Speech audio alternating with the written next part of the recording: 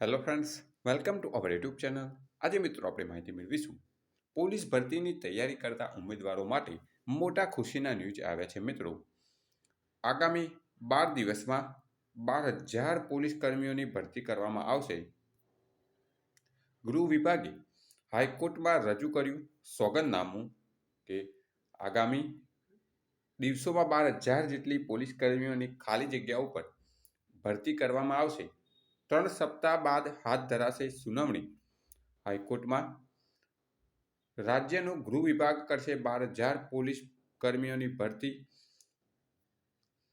Police ભરતી અંગે હાઈકોર્ટે લીધી છે સુઓ મોટો.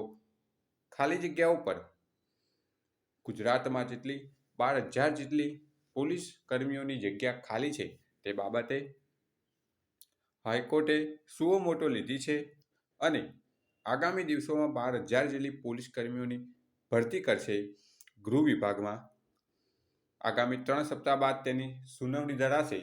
એટલે કે મિત્રો, પોલીસ ભરતીની તૈયારી કરતા ઉમેદવારો માટે મોટા ખુશીના ન્યૂઝ એ છે કે આગામી સમયમાં બીજી 12,000 જેટલી જગ્યાઓ પર ભરતીની જાહેરાત આવશે. Thanks for watching this video. Thanks and good bye.